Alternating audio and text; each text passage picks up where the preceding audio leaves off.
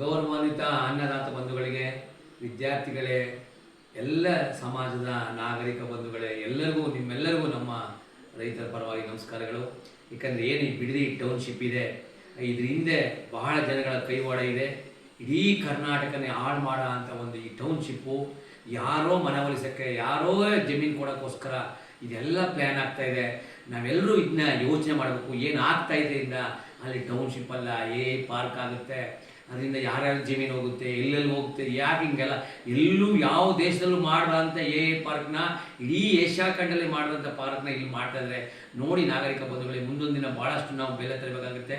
ಹಾಗಾಗಲೇ ಇವತ್ತು ನೋಡಿ 500 ದಿನದಿಂದ ಶಾಂತಿಯುತವಾಗಿ ಹೋರಾಟ ಮಾಡ್ತಾ ನನ್ನ ತಂದೆ ತಾಯಿಗಳು, ಅಕ್ಕ ತಂಗಿರು ಎಲ್ಲ ಇವತ್ತು ಸರ್ಕಾರ ಕುಚೇಷ್ಟ ಮಾಡಿ, ಸರ್ಕಾರ ಅಧಿಕಾರಿಗಳ ಮುಖಾಂತರ ಇವತ್ತೇನು ಈ ಕಡೆ ಹೋದ್ರೆ ಈ ಕಡೆ ಹೋಗೋದು, ಆ ಕಡೆ ಹೋದ್ರೆ ಆ ಕಡೆ ಕಣ್ಣು ತಪ್ಪಿಸಿ ಅದನ್ನ ಕಿಚ್ಚನ ಬರೆಸಿ ತಾಳ್ಮೆನ ಕೆಣಕಿ ಪ್ರತಿ ಎಲ್ಲವನ್ನು ನಮಗೆ ಪ್ರತಿ ಏನು ರೋಷ ಬರೋಂಥ ಮಾಡಿ ಒಂದು ಕೆಟ್ಟ ರೀತಿಯಿಂದ ಸರಿ ಇವತ್ತು ಅಧಿಕಾರಿಗಳು ಮಾಡಿದ್ದಾರೆ.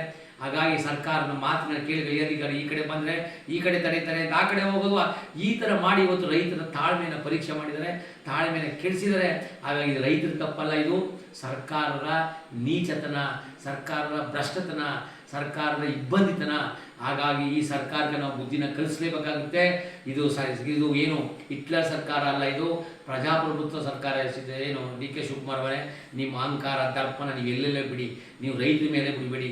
1000 ಎಕರೆ 1000 ಎಲ್ಲಿಂದ ಬಂತು ನಿಮಗೆಲ್ಲ ದುಡ್ಡು? ನೀವೇನು ಸಂಪಾದನೆ ಮಾಡಿದ್ರಿ? ಹಾಗೆ ಸಣ್ಣ ಸಣ್ಣ ರೈತರ, ಬಡ ರೈತರ ಮೇಲೆ ನೀವು ಯಾಕೆ ಹಿಂಗೆಲ್ಲ ಮಾಡ್ತಾಯಿದ್ರಿ? ನಿಮ್ಗೆ ಖಂಡಿತವಾಗಿ ನಾವು ಬುದ್ಧಿ ಕಲಿಸ್ತೀವಿ, ಬುದ್ಧಿ ಕಲಿಸಲೇಬೇಕಾಗುತ್ತೆ.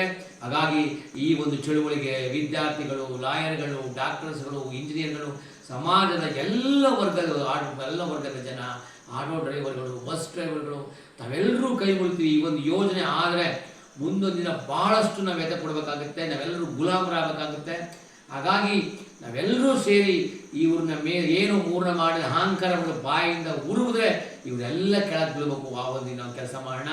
ಹಾಗಾಗಿ ಮಾನ್ಯ ಡಿ ಕೆ ಶಿವಕುಮಾರ್ ಅವರೇ, ಈ ಕೆಲಸದಿಂದ ವಾಪಸ್ ಬನ್ನಿ. ಜೊತೆಗೆ ಏನು ಎಲ್ಲ ತಾಯಿನ ಹೋರಾಟ ಮಾಡಿರುವ ಎಲ್ಲ ತಾಯಿಯಂದರಿಗೆ, ಅಕ್ಕ ತಂಗಿಯರಿಗೆ, ಮತ್ತು ಅಣ್ಣ ತಮ್ಮಂದಿರಿಗೆ ನಮಸ್ಕಾರ. ಯಾಕಂದರೆ ನೀವು ಯಾವುದೇ ಕಾರಣಕ್ಕೂ ತಾಳ್ಮೆನ ಗೆಡಬೇಡಿ. ನಮ್ಮನ್ನ ಪ್ರಚೋದನೆ ಮಾಡ್ತಾರೆ, ನಮ್ಮನ್ನ ಕೋಪ ಮಾಡ್ತಾರೆ, ಗಲಾಟೆ ಮಾಡೋಕ್ಕೆ ಪ್ರಚೋದನೆ ಮಾಡ್ತಾರೆ. ನಾವೆಲ್ಲ ನೋಡಿ ಸಾಕಾಗಿದೆ.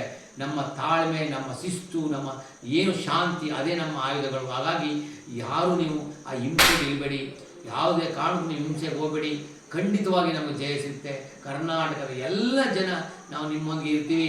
ಹಾಗಾಗಿ ಇವೆಲ್ಲ ನಮ್ಮ ಕೆಲಸ ಮಾಡೋ ಏನು ಪಬ್ಲಿಕ್ ಸರ್ವೆಂಟ್ಗಳಿದ್ದಾರೆ ಅವರೆಲ್ಲ ಬುದ್ಧಿ ಕಲಿಸೋಣ, ಯಾಕೆ ಗೊತ್ತಾಯ್ತದೆ. ಹಾಗಾಗಿ ಮಾನ್ಯ ಎಲ್ಲ ನನ್ನ ಹೋರಾಟ ಬಂಧುಗಳಿಗೆ ಮತ್ತೊಮ್ಮೆ ನಮಸ್ಕಾರಗಳು. ಯಾವುದೇ ಕಾರಣಕ್ಕೂ ನೀವು ಹಿಂಸೆಗೆ ಹೋಗಬೇಡಿ, ಶಾಂತಿನ ಕಾಪಾಡಿ. ಯಾವುದೇ ಕಾರಣಕ್ಕೂ ನೀವು ಗಲಾಟೆಗಳು ಮಾಡ್ಕೋಬೇಡಿ. ಗಲಾಟೆ ಮಾಡಿದ್ರೆ ಅವ್ರು ಗೆಲ್ತಾರೆ, ನಾವು ಗೆಲ್ಲಲ್ಲ. ಹಾಗಾಗಿ ಏನು ಮಹಾತ್ಮ ಗಾಂಧೀಜಿ, ನಮ್ಮ ಪ್ರೊಫೆಸರ್ ಎಂ ಡಿ ನಂಜುಂಡಸ್ವಾಮಿ ಅವರು ಹಾಕೊಟ್ಟದ್ದಾಗಲಿ ಹೋಗೋಣ ಅಂತ ಹೇಳ್ತಾ ನನ್ನ ಮಾತು ಮುಗಿಸ್ತಾ ಇದ್ದೀನಿ. ಜೈ ರೈತ, ನಮಸ್ಕಾರ.